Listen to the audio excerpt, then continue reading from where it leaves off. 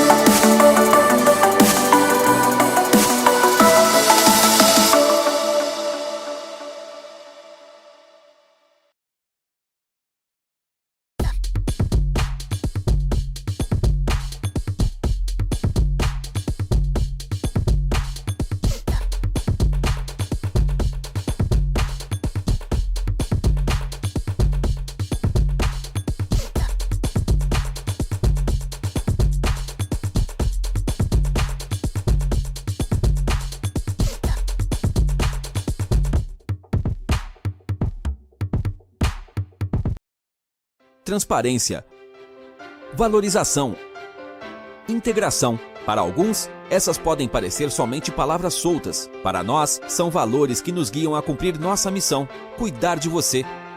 Muito prazer, nós somos a Unimed Fesp.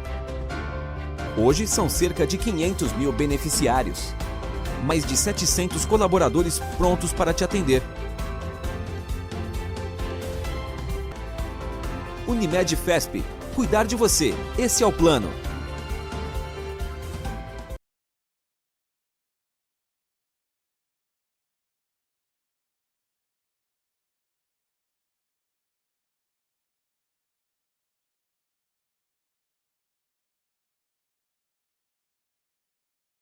Então, vou agora fazer a nossa apresentação do nosso segundo painel, que vai começar agora. É o Compliance Anticorrupção em Portugal.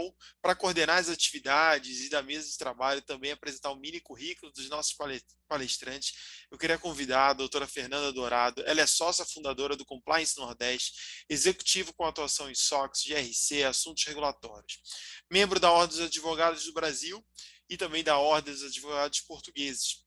Ex-presidente da Comissão de Governança Corporativa e membro do Comitê de Integridade da OAB Pernambuco, formada em Administração de Empresas, Ciências Contábeis e Direito, pós-graduada em Controladoria, com especialização em Direito Internacional e Relações Internacionais pela Universidade de Lisboa. Certificada em Compliance and Ethics Professionals International e Compliance Certification Board nos Estados Unidos, membro associada da Organização da Transparência Internacional lá em Portugal. Fernanda, mais uma vez, estar muito feliz de passar a palavra para você e desejo um bom painel para vocês todas. Obrigado. Até daqui a pouco. Muito obrigada. Muito obrigada, Márcio.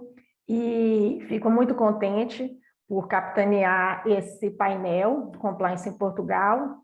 Já estou aqui atuando há algum tempo e com nossos ilustres colegas que também vão participar e fazer de uma forma, uma dinâmica um pouco diferente.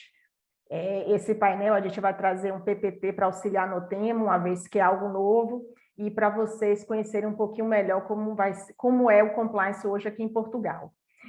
Convido para compor a mesa virtual a ilustre doutora Ângela Neves, Compliance Officer em Portugal, certificada também pelo Compliance Certification Board, CCP, como eu, com especialização em controles internos e compliance, formada em Direito pelo UFRG, Administração e Contabilidade, possui experiência em implementação e manutenção de programas de compliance com foco em anticorrupção. FCPA UK, tendo atendido recentemente uma monitoria externa do DOJ, US Department of Justice. Igualmente convido minha amiga e colega doutora Isabel de Albuquerque, idealizadora da IA mais P. Eu aproveito a oportunidade para convidar vocês e conhecerem o portal.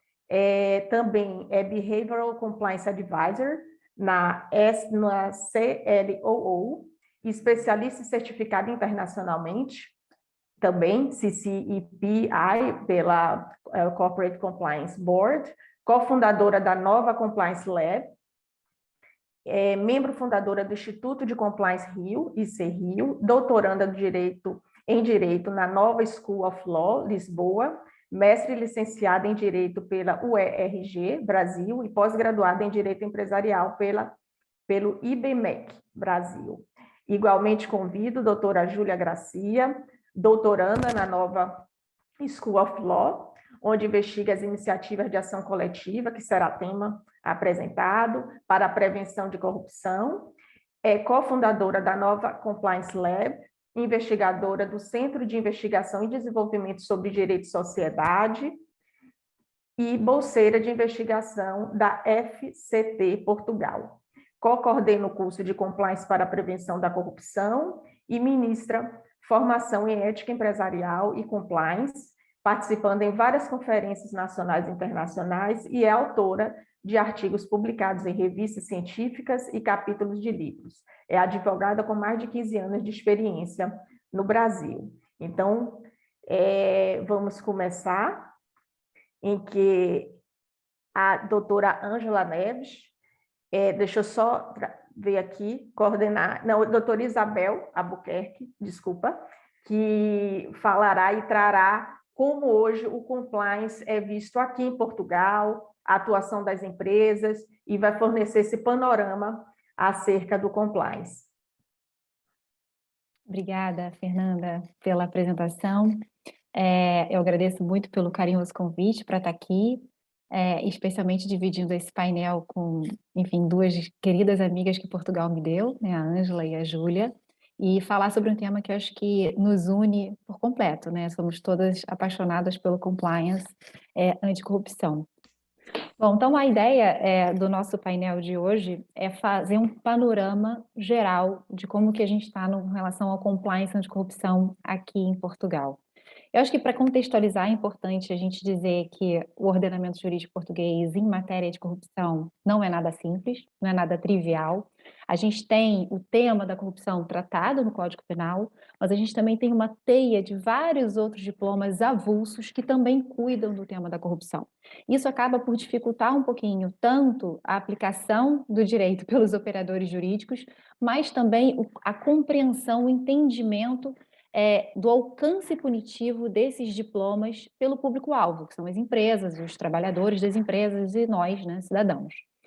E um outro ponto que eu acho interessante destacar, apenas para contextualizar, é que a responsabilidade das empresas aqui em Portugal é de natureza criminal, né? Um pouquinho diferente de como é no Brasil, que a natureza da responsabilidade das empresas é civil e administrativa. Até o momento, e aí é importante destacar que até esse momento, a gente não tem uma lei em Portugal que expressamente exija das empresas a implementação de programas de compliance. E também não temos, como a gente tem no Brasil, a lei anticorrupção, uma lei que claramente regule as consequências da existência de um programa de compliance. Se eventualmente vai ser uma atenuante da penalidade, se vai extinguir a penalidade. Hoje, ainda não temos isso expresso em lei. Embora eu já tenha visto estudiosos do tema defenderem que a existência de um programa de compliance no país, nas empresas portuguesas, desde que efetivo, obviamente, eles podem sim reduzir a pena ou até mesmo extingui-la, tá?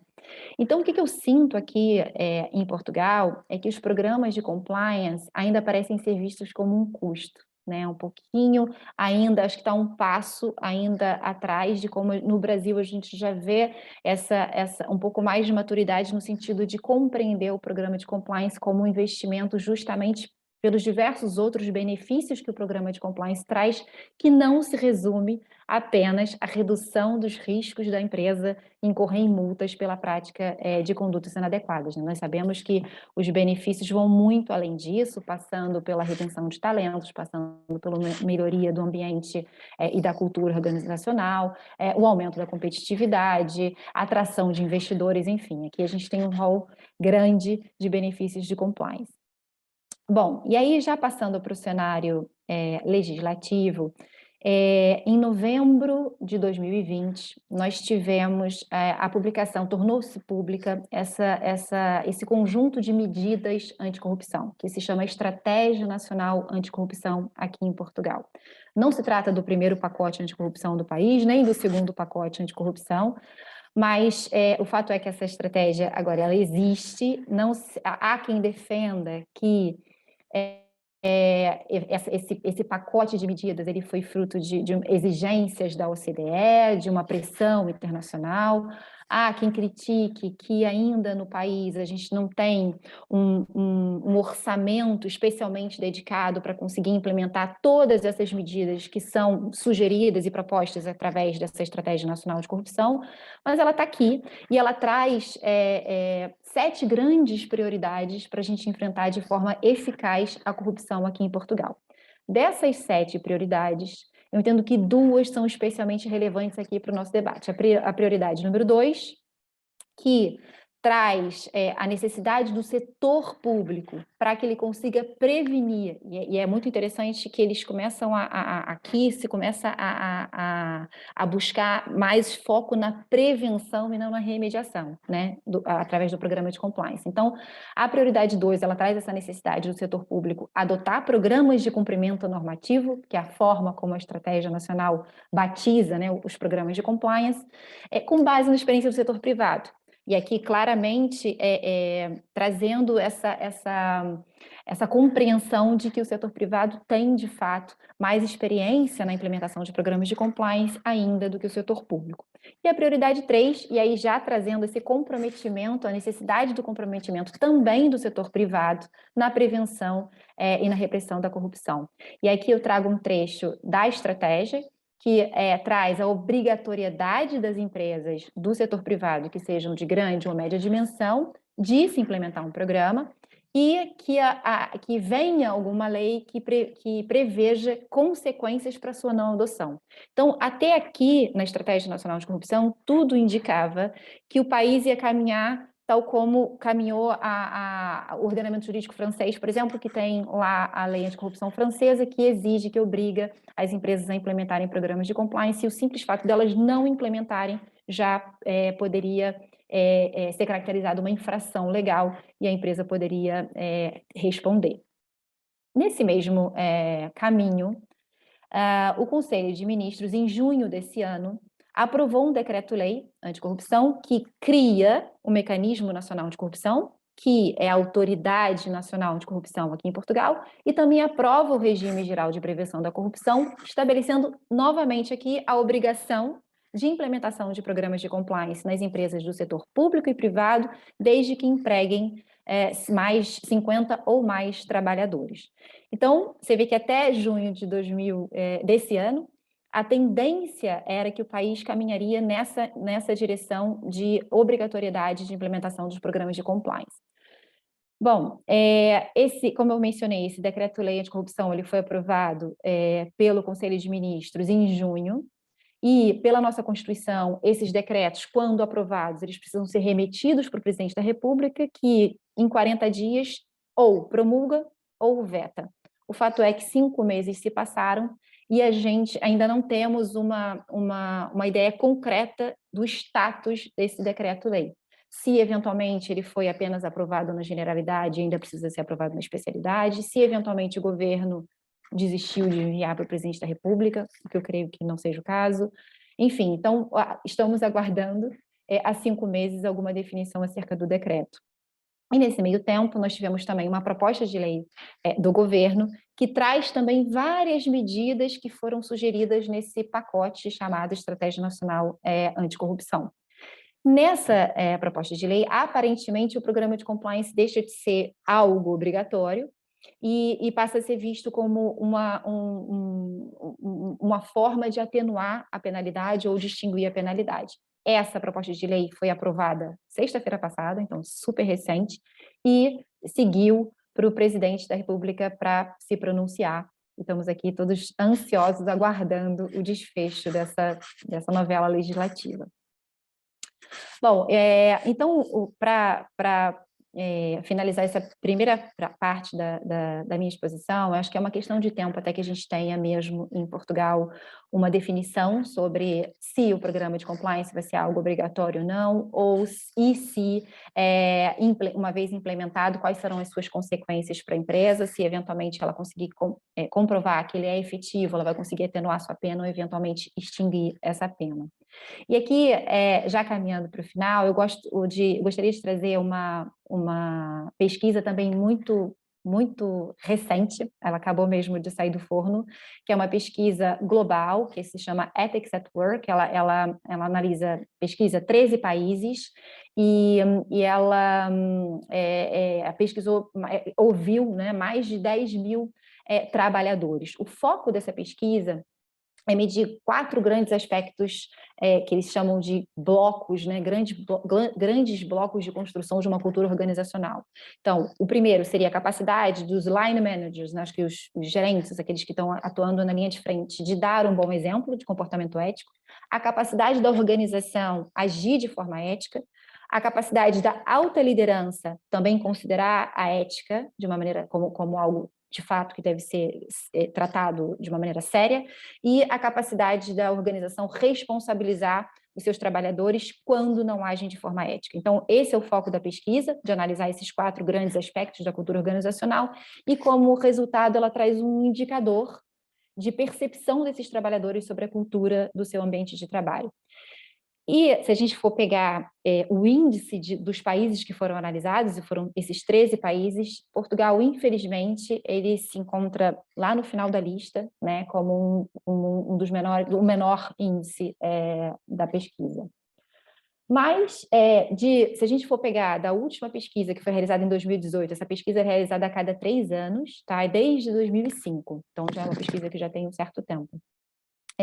E se a gente for analisar como estava Portugal, porque essa pesquisa ela traz um resultado geral e ela traz, depois ela recorta cada um desses países, né, desses 13 países, e traz informações específicas sobre esse país. Então, se a gente for pegar especificamente Portugal, os trabalhadores de Portugal, eles estão mais cientes daqueles 4 grandes blocos relacionados à cultura organizacional, o que é uma ótima notícia e que talvez seja uma indicação de que nesses últimos 3 anos, né, de 2018 para cá, as organizações portuguesas começaram a investir mais nessa abordagem da ética no seu ambiente.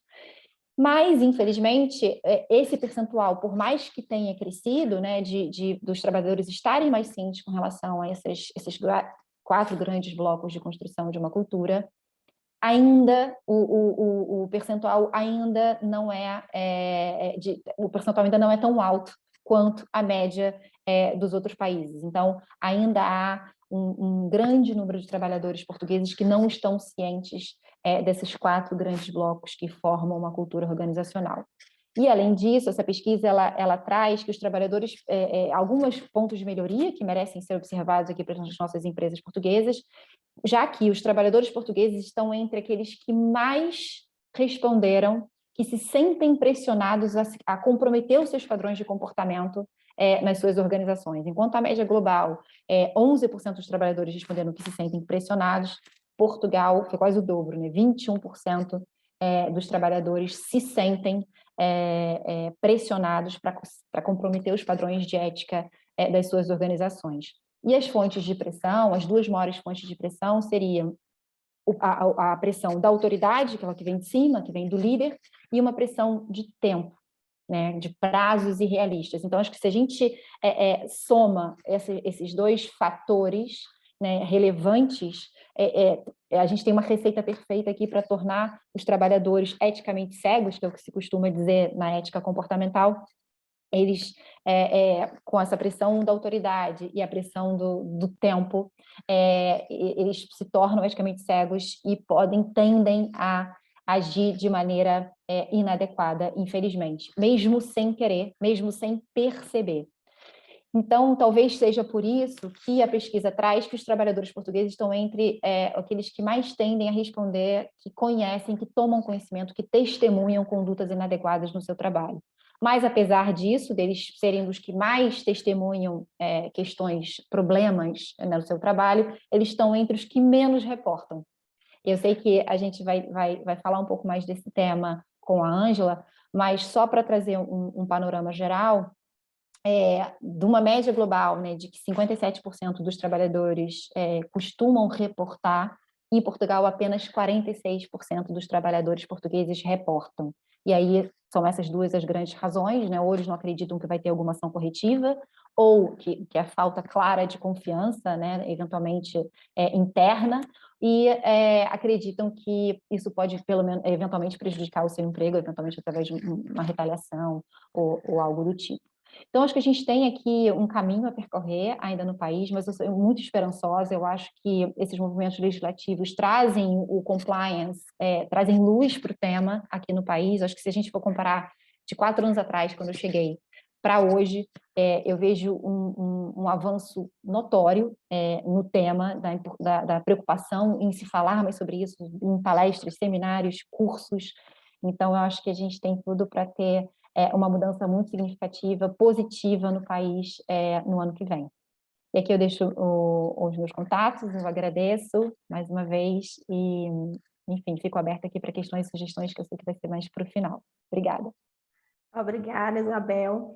Excelente explanação. Temos aqui até um elogio de nossa colega Sandra, dizendo, em relação à pesquisa. É um ponto importante, sim. O tema do governo, a preocupação do governo português é muito com em relação ao branqueamento de capitais e ao combate ao financiamento do terrorismo, e carece esse enfoque empresarial de uma realidade que é a corrupção nas empresas, né? Então, isso é tanto no setor público quanto privado, e vamos ver se existe algo, um estatuto mandatório que realmente vislumbre essa implementação como obrigatória.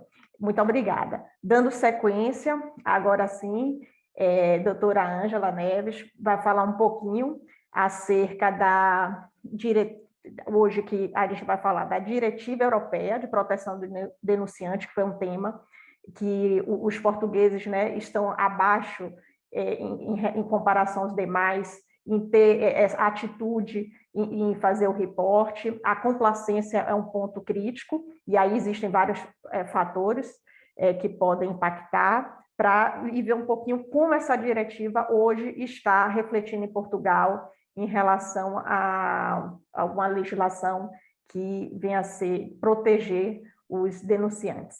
Muito obrigada, Ângela, com você. Bom, vamos lá. Bom dia e boa tarde a todos os presentes, né? Estamos aqui 2 fusos hoje. Fernanda, muito obrigada pelo convite e pela apresentação. Como a Isabel falou, é realmente uma honra muito grande participar desse painel e principalmente com 2 das minhas companheiras de batalha, né, de luta aqui do outro lado do oceano, a Isabel e a Júlia. A gente troca muita figurinha. Desde o início eu tive a sorte de encontrar essas 2 e tem tudo dado muito certo por aqui, tendo essas 2 ajudantes aí perto de mim. Então, sem mais delongas, vamos ao tema. Eu escolhi esse assunto para apresentar para vocês hoje com o intuito de falar um pouquinho sobre as iniciativas que têm sido feitas aqui em Portugal e na União Europeia relativamente à ferramenta que já tem ganho há algum tempo aí a notoriedade, né, que é o canal de denúncias, que também é chamado de helpline, canal de ética, whistleblower, enfim.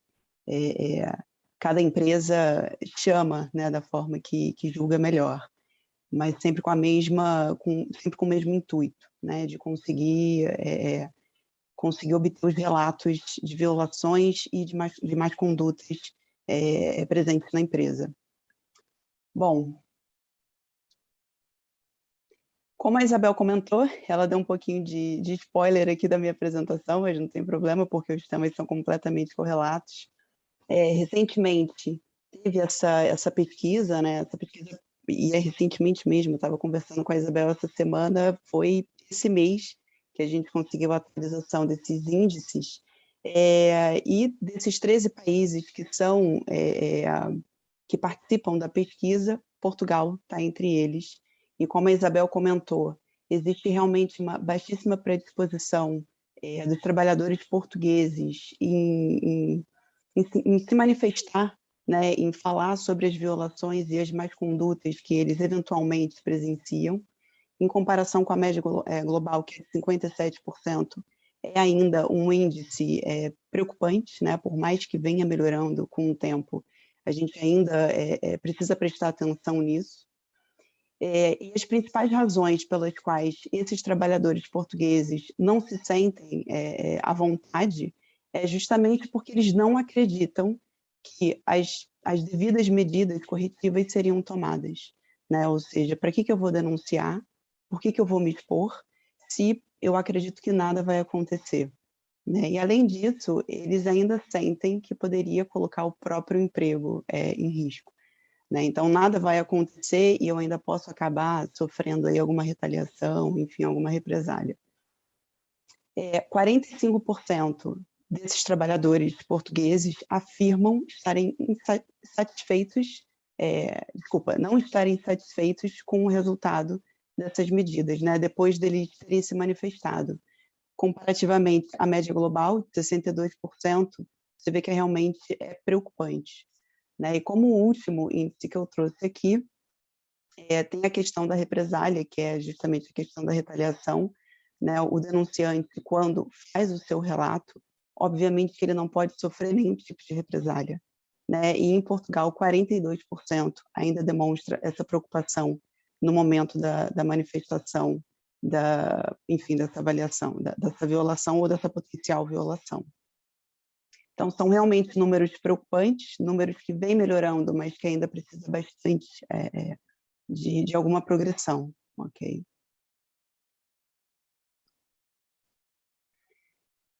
Bom, aqui em Portugal, quando, enfim, trabalhei no Brasil muitos anos com compliance, né, e quando vim para cá para assumir um desafio, eu procurava saber qual era o palco, né, que estava acontecendo aqui, o que de fato estava acontecendo no cenário anticorrupção.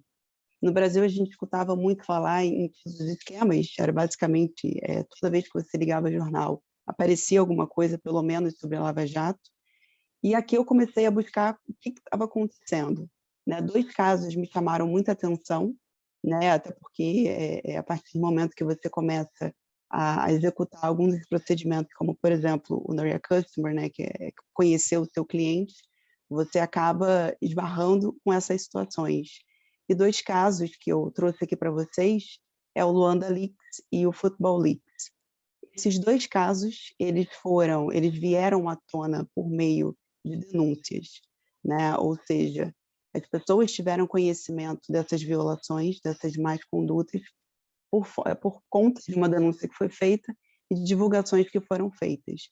No caso do Luanda Leaks, né, é uma empresa petrolífera lá de Luanda, gigantesca, né? E o esquema envolvia uma empresa em Dubai. E aí vocês podem perguntar, mas, Ângela, a gente está falando de Luanda, a gente está falando de Dubai, em que momento que Portugal entra?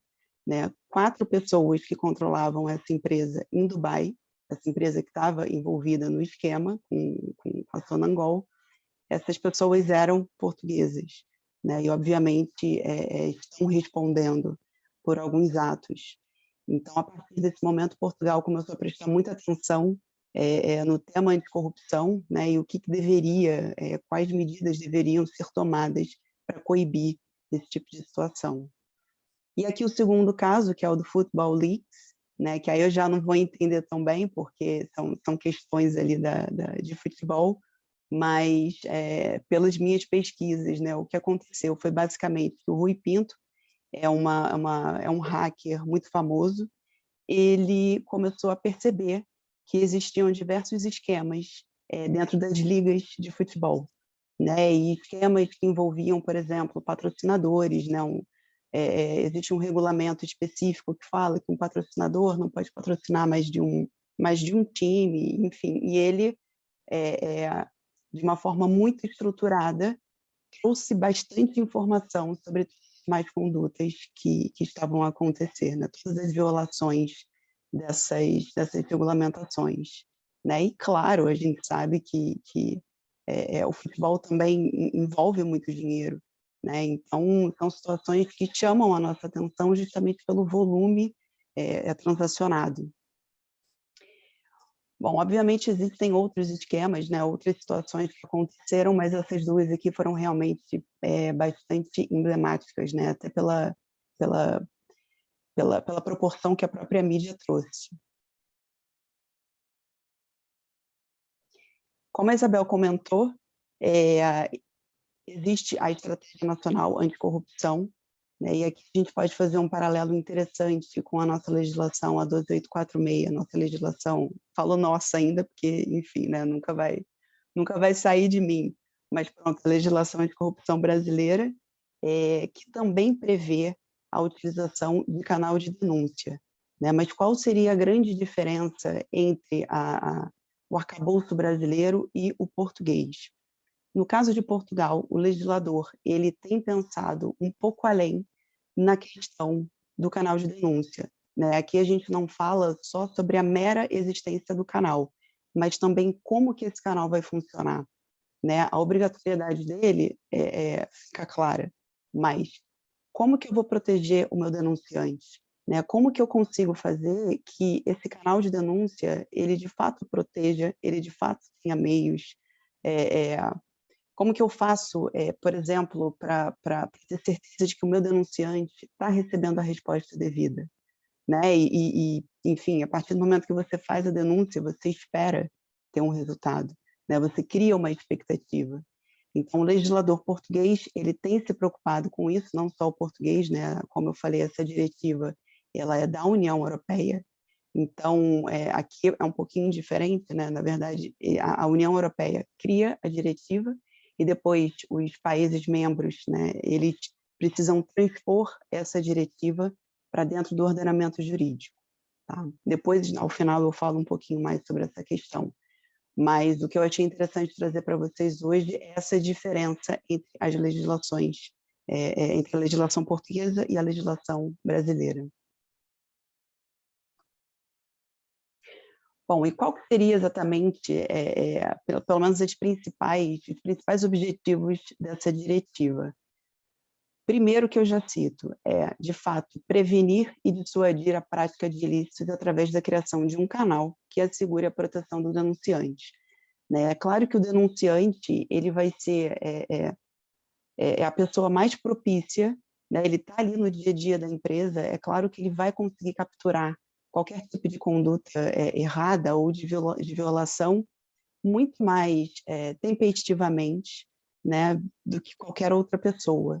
Então, é importante que exista algum tipo de proteção a essa pessoa que tenha, né, que consiga obter essa informação. Além disso, e isso é uma especificidade aqui do cenário da União Europeia, né, o que acontecia, não existia uma padronização no tratamento desse denunciante. Né? Então, por conta desse ordenamento fragmentado, né, entre os Estados-membros, que, claro, poderia diferir em alguma coisa, dependendo do domínio de intervenção, o denunciante ele não tem o mesmo tipo de proteção. Né? E aqui é bastante diferente de quando, por exemplo, eu estava no Brasil, apesar de trabalhar numa empresa multinacional, era numa consultoria, eu, obviamente, tinha projetos em diversos estados, né, até pelo tamanho do Brasil, esse tamanho continental que temos, era bem diferente. Aqui, quando toco o telefone, pode ser de qualquer país europeu. Né? Então, a questão das fronteiras aqui é muito mais presente no nosso dia a dia. Né? As empresas, elas transacionam frequentemente e é preciso prestar atenção nesses domínios de intervenção e principalmente garantir que o tratamento vai ser minimamente semelhante. Tá? E depois, o terceiro objetivo que eu coloquei aqui para vocês é a criação de um regime geral de proteção ao denunciante de boa-fé. Ou seja, precisamos definir quais seriam as normas mínimas comuns entre os Estados-membros da União Europeia. Né? E essas normas mínimas, elas precisam assegurar a proteção dos denunciantes, que no contexto profissional obtenham de forma lícita, importante isso, né? Que obtenham conhecimento dessas infrações e que pretendam denunciar. Agora a gente vai entrar um pouco mais no texto da lei, né? Na letra da lei. Claro que a minha intenção aqui não é ser exaustiva, não enfim, trazer um tecnicismo, um juridiquês, né, como a gente fala, é realmente dar uma ideia para vocês de qual foi o propósito, né, o que essa diretiva busca proteger, tá, com relação ao denunciante. Primeira coisa que eu trago aqui é o âmbito da aplicação material. Quais seriam os temas que essa diretiva busca proteger? Né? Obviamente que a diretiva ela não pode ser tão abrangente e ela precisa ter um escopo. Né? Que tipo de denúncia a gente está falando aqui? Que tipo de denúncia eu quero focar? Importante dizer que cada Estado-membro é livre para estender as disposições da diretiva, né, a outros domínios, mas a diretiva ela buscou ter pelo menos ali um escopo mínimo de preocupação dos interesses da União Europeia. Tá? E aqui trazendo para vocês, por exemplo, todos os temas de violações abrangidas pelo âmbito de aplicação dos atos da União, que dizem respeito à contratação pública, a serviços, produtos, mercados financeiros, segurança dos transportes, proteção do meio ambiente, defesa do consumidor, saúde pública. Então, existem alguns mínimos que todas as transposições dos Estados-membros precisarão observar. Tratamos também de violações lesivas dos interesses financeiros, né, da União Europeia e violações relacionadas com o mercado interno.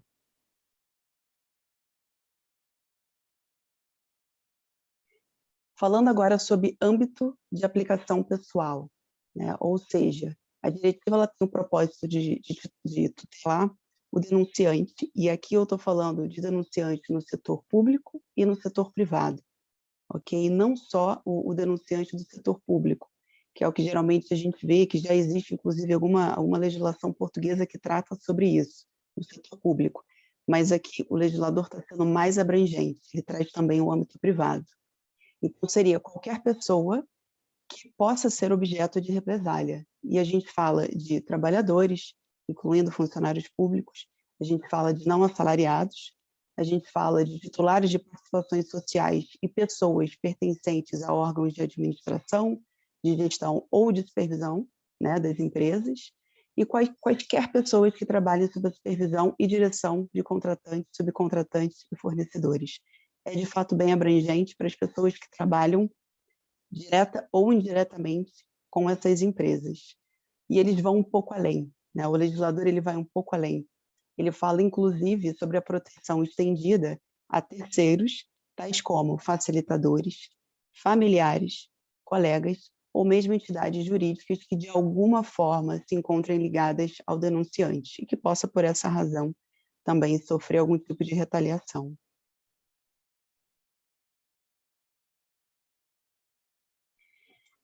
No artigo 8º, a diretiva fala sobre a obrigação de estabelecer canais de denúncia interno, né? Ou seja, a própria empresa tendo um canal, oferecendo um canal, diferente do canal externo, que aí sim seriam por instituições competentes, né? Órgãos competentes externos. Então, aqui nesse caso, quando a gente fala da obrigação de canais internos, a gente fala de entidades jurídicas dos setores privados com mais de 50 trabalhadores, e no setor público seriam todas, de fato, sem exceção, né? Ou seja, todas elas devem estabelecer canais e procedimentos para denúncia interna, né, e prosseguimento dessa denúncia. Bom, esses canais, o que eles precisam? Eles precisam possibilitar que esses trabalhadores da entidade comuniquem informações sobre tais violações e más condutas. Esses canais e procedimentos, eles podem possibilitar também que outras pessoas que estejam em contato com a entidade no contexto das atividades façam a denúncia. Foram exatamente aqueles terceiros que eu comentei no slide anterior. Esses canais de denúncia, eles podem ser operados internamente, né, por pessoas designadas dentro da empresa, ou eles podem também ser terceirizados, né? No Brasil, a gente conhece diversas empresas que prestam esse tipo de serviço. Enfim, dependendo do tamanho da empresa, pode funcionar tanto de uma forma quanto de outra. E os Estados-membros, eles podem exigir que as entidades jurídicas do setor privado com menos de 50 trabalhadores estabeleçam também esses canais. Okay? E aí vai depender da transposição de cada Estado-membro, a depender da legislação nacional que eles vão criar.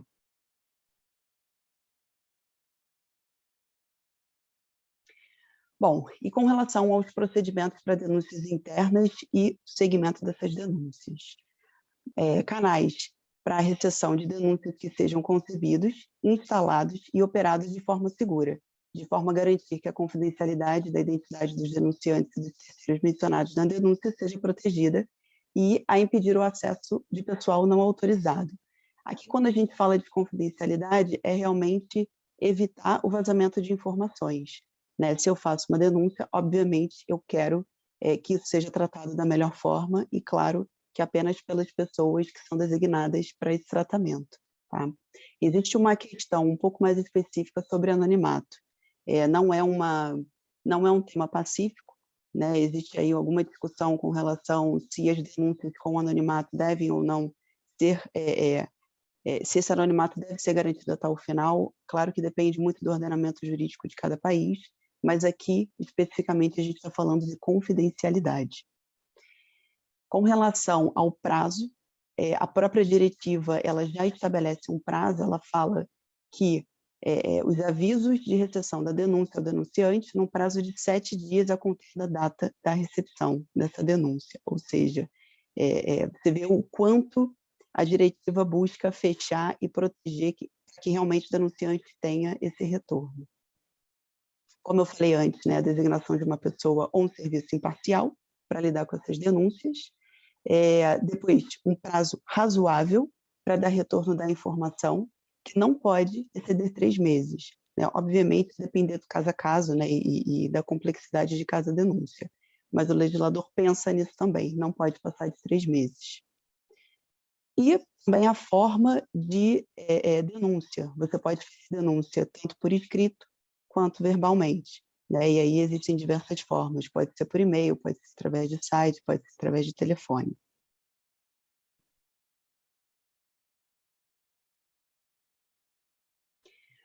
Aqui, quando a gente fala de criação de canais de denúncia, de canais que sejam externos, a gente está falando de autoridades competentes para receber e dar retorno de informação com relação a essas denúncias. Tá? Não é mais aquele canal interno de cada empresa, é mesmo uma autoridade competente para tal. A legislação nacional aprovada deve ainda garantir que essas autoridades competentes estabeleçam canais de reporte independentes e autônomos para receber e tratar essas denúncias apresentadas, né? E obviamente, garantindo a integridade e confidencialidade dessas denúncias, bem como o respectivo armazenamento duradouro, né, de cada denúncia e de todas as informações levantadas. E esses canais externos de denúncia, eles não estão subordinados à apresentação de uma prévia denúncia interna, ou seja, eu não preciso ter feito uma denúncia no canal interno da minha empresa, eu posso ir direto para essa denúncia, né? Eu posso ir direto para essa autoridade competente e fazer a minha denúncia.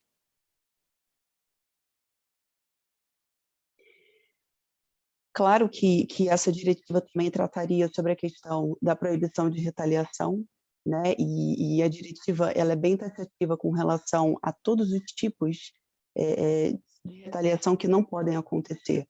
Por exemplo, ela fala da questão da suspensão, do despedimento, medidas disciplinares, da despromoção, como eles chamam aqui, ou da recusa de promoção, transferência de função, ou seja, o denunciante ele tem a segurança de que, diante de uma denúncia, ele não pode sofrer nenhum tipo de consequência, né? Nenhum tipo de retaliação.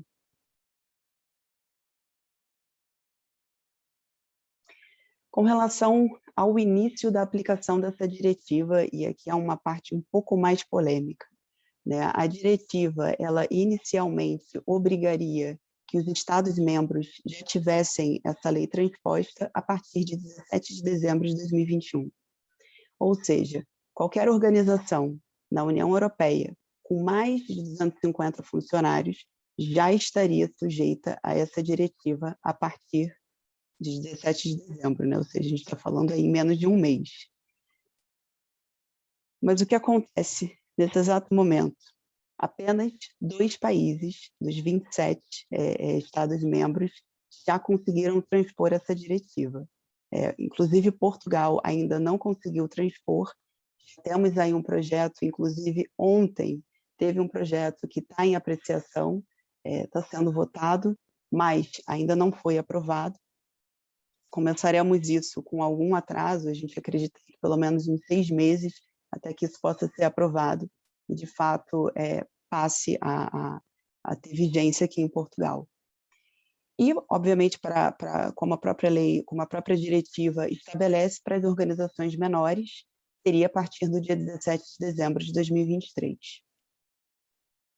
Segundo essa diretiva, as partes que violarem as disposições devem enfrentar penalidades, ou seja, dos 27, né, apenas 2, ou seja, 25, sofreriam algum tipo de penalidade. Só que essa penalidade não foi especificada, né? Então, vamos esperar para ver o que pode acontecer aí com os atrasados, né? Inclusive com Portugal. E quando um Estado-membro não implementa uma diretiva da União Europeia dentro do prazo prescrito, a Comissão Europeia pode, então, mover um processo contra esse Estado no Tribunal de Justiça da União Europeia para forçar essa questão. Só que, claro, que isso pode demorar e a gente fica sem ter noção de quando que isso vai acontecer, ok? Como eu disse, né, ontem, no dia 24, foi aprovada uma proposta de lei relativamente à proteção dos denunciantes em comissão parlamentar. Trouxe para vocês aí um print de uma das dezenas, né, de comunicações que a gente recebeu sobre isso. Precisamos esperar aí as cenas dos próximos capítulos, mas depois de passar pela aprovação no plenário do parlamento, essa lei entrará em vigor apenas 6 meses depois da aprovação. Bom, isso foi o que eu queria passar para vocês hoje. Claro, não tem jeito, nesse tempinho que a gente tem, acaba sendo um pouco corrido, a diretiva é grande, tem bastante polêmica, tem bastante coisa que a gente poderia discutir, mas eu fico à disposição para tentar sanar qualquer dúvida ou, enfim, para algum comentário que vocês queiram fazer, e agradeço. Passo a palavra para a Fernanda agora. Obrigada. Obrigada, Ângela. Excelente apresentação. E a diretiva, ela permite essa uniformidade perante os Estados-membros, que é fundamental para as empresas que atuam na Europa. É realmente muito importante. Agora é atender aos prazos que foram designados. Muito obrigada. Como a gente está aqui um pouco agora com o prazo curto, a doutora Júlia Gracia vai tentar sumarizar um tema extremamente importante, que trata-se das ações coletivas anticorrupção na União Europeia e em Portugal, né? Então, é um tema que também ela vem trabalhando na universidade e bem bacana, vocês aí vão aproveitar. Muito obrigada. Obrigada, Fernanda. Primeiro, agradecer este convite para participar de um evento tão magnífico e também dar os parabéns a todos os envolvidos na organização, vocês, como sempre, masterizando. Muito bem, o tema que me traz hoje é falar sobre as iniciativas de ação coletiva para a prevenção da corrupção. Vou trazer um exemplo de Portugal. E para aqueles que não conhecem esse tipo de iniciativa, antes mesmo de explicar o que elas são, a primeira pergunta talvez teria que ser por que falar disto em um congresso sobre compliance, não é? E a verdade que quando falamos sobre programas de ética e compliance, como os melhorar, como apurar, refinar as nossas políticas e procedimentos, como treinar melhor os nossos funcionários, tudo isso tem por escopo a decisão individual, ou seja, de que forma podemos fazer com que certas condutas indesejadas ou tidas como não permitidas não sejam realizadas, não sejam praticadas. De forma crescente, temos tido também preocupações com a cultura ética, com a ética organizacional, enfatizando, então, as relações internas na empresa e de que forma isto pode ser trabalhado para que o ambiente, de fato, privilegie não só as políticas e procedimentos, mas também todos os valores e a conduta ética da organização.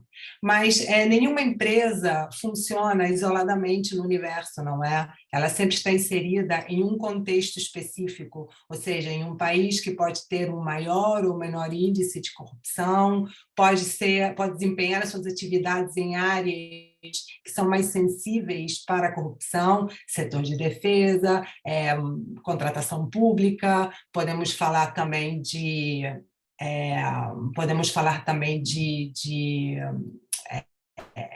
óleo e gás, não é?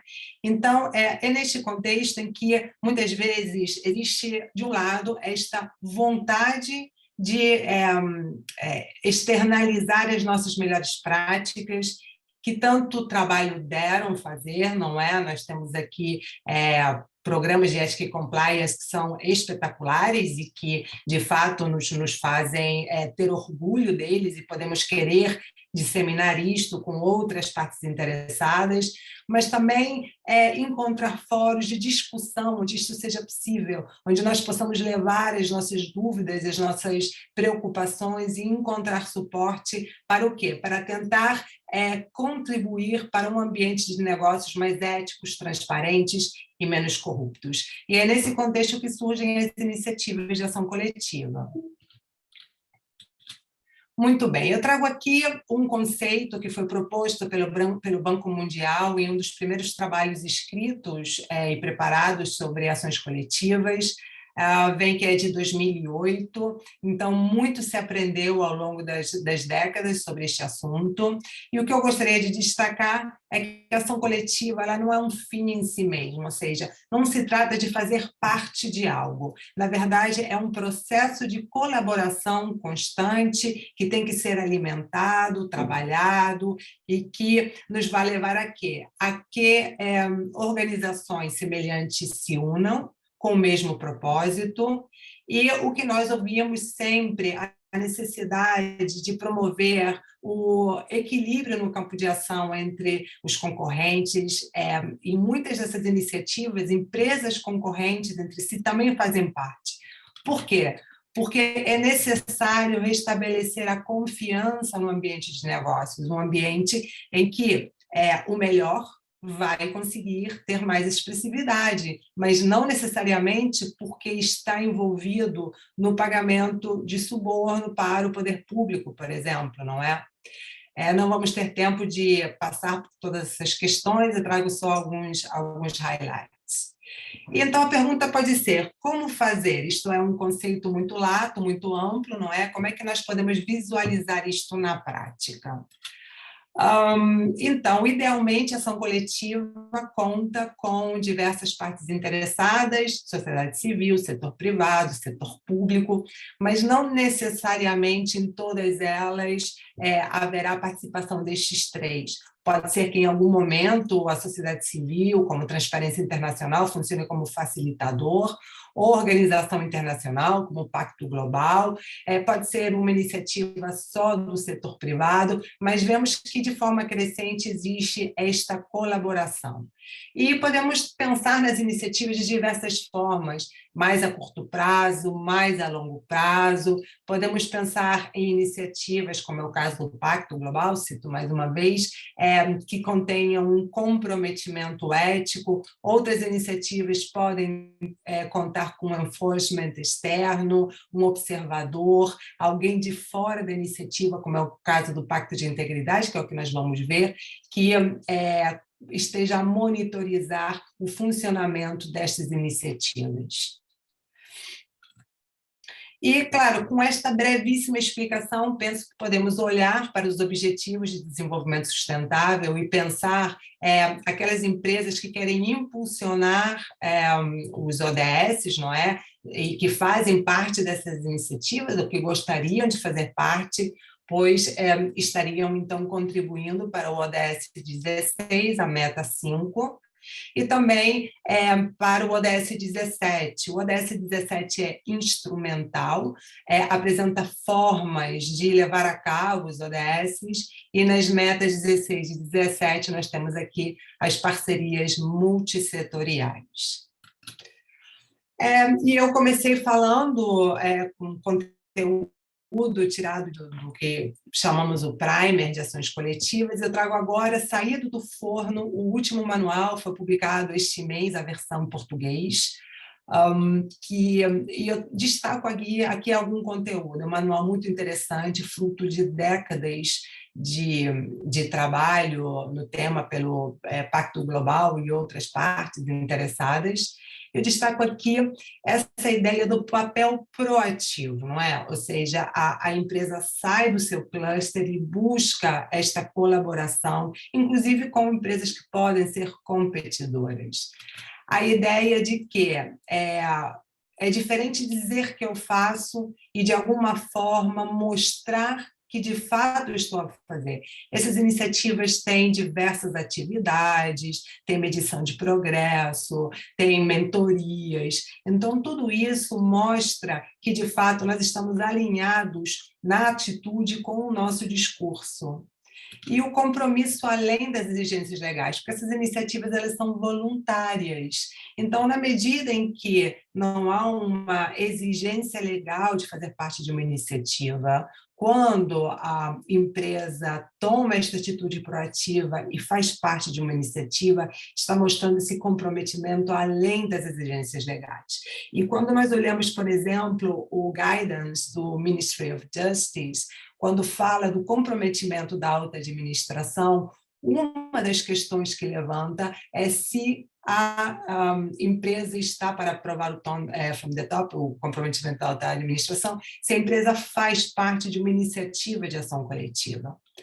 Trago aqui um pedacinho em que a ação coletiva ela pode ser vista como uma evolução do compliance para a integridade, porque, como eu disse, as exigências legais é o mínimo que hoje nós esperamos das organizações, das empresas.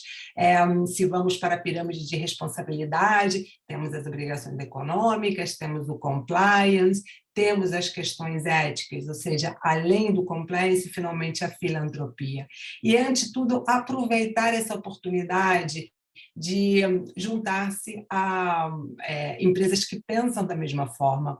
Não me lembro agora de quem é essa metáfora, mas podemos pensar o oceano com um peixinho, não é? E podemos pensar no oceano e um cardume. E então o aumento do impacto e da escala que uma iniciativa de ação coletiva pode trazer em termos de prevenção da corrupção.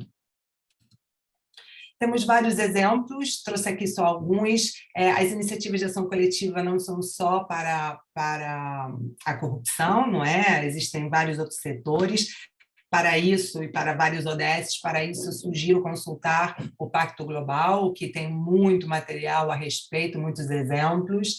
E aqui eu trouxe esta UFAFP, que é uma muito recente, que me pareceu muito interessante para as empresas que querem se proteger e querem buscar resistir aos pagamentos de facilitação. Ela foi criada este ano. E temos também os pactos de integridade, que é o que eu vou falar a seguir. É o foco, já caminhando para o final da minha apresentação.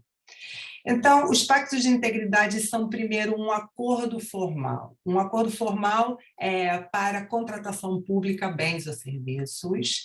E o modelo foi desenvolvido por Transparência Internacional na década de 90 e traz, de um lado, a autoridade contratante ou a autoridade licitante, vai depender do modelo, os licitantes, de outro lado, e um observador independente, que é quem vai olhar para a rigidez daquela contratação pública.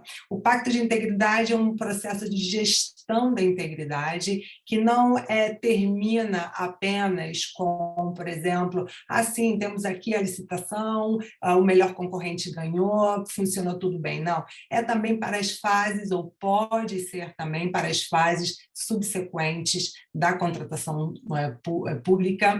E aí, o que nós temos para destacar agora, eu gostaria só duas ideias, como este tipo de projeto envolve a participação dos cidadãos, ajuda também a aumentar a confiança nas instituições públicas, confiança esta que nós sabemos que tem sofrido erosão em virtude dos problemas de corrupção.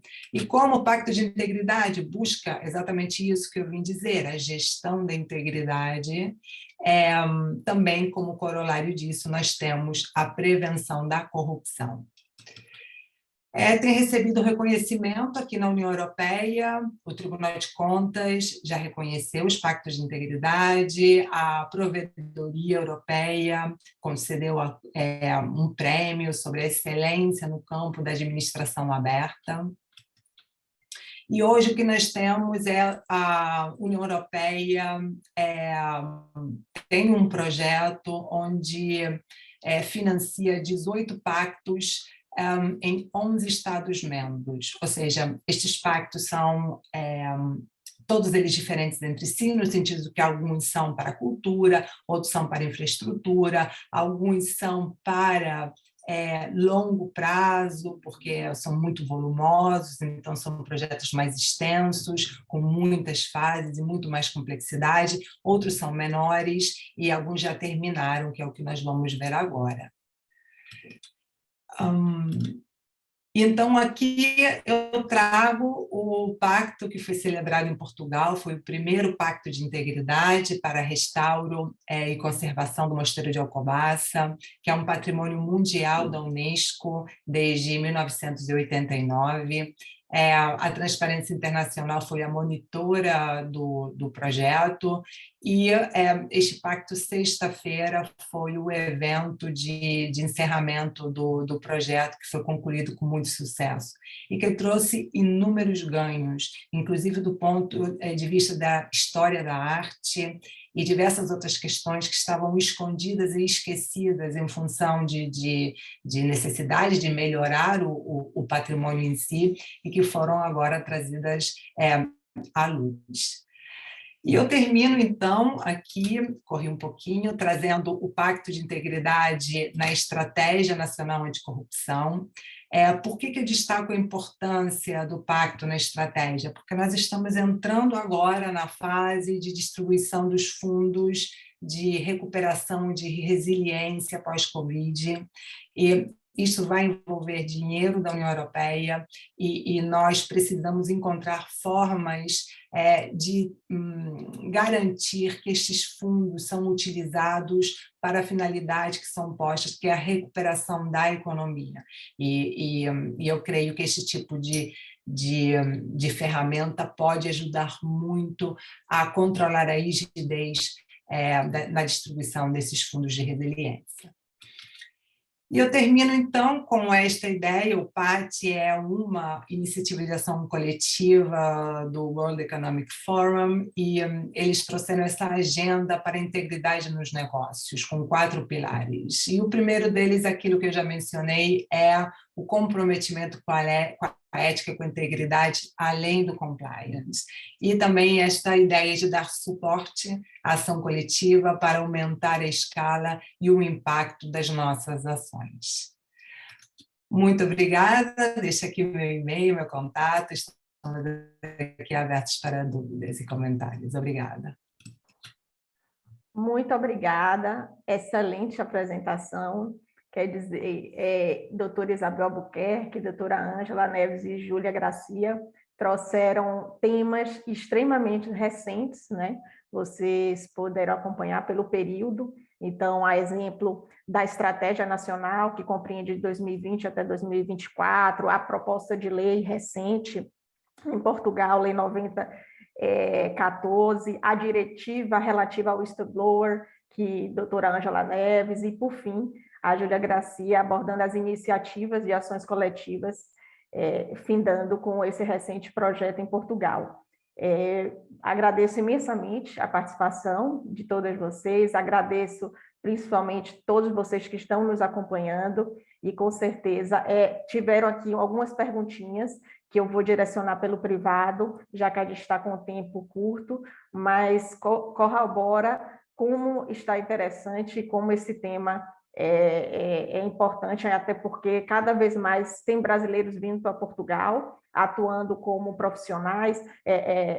Ângela Neves, por exemplo, já ocupa um cargo numa empresa portuguesa, como a doutora Isabel, e isso é importante porque mostra que a gente tem que conhecer as legislações, as nossas, e dos países que têm tanta relação conosco. Muito obrigada. Eu queria agradecer. Obrigada. Quero aproveitar e agradecer, Fernanda, pela condução do painel, a Ângela, a Júlia e a Isabel também, porque eu vou trazer para mim. Eu aprendi. Eu acredito que uma parte do nosso público aqui também agradeceu o público que está com a gente, vem subindo a audiência.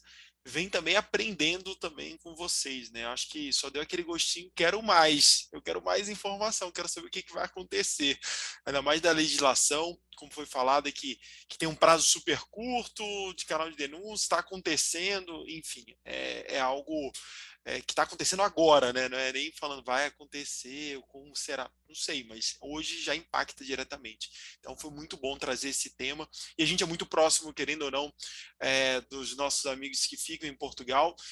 Boa parte dos nossos eventos tem portugueses e pessoas que muito ligados à cultura europeia, aí, principalmente a Portugal. Países que falam português também acabam participando dos nossos eventos. Muitíssimo obrigado.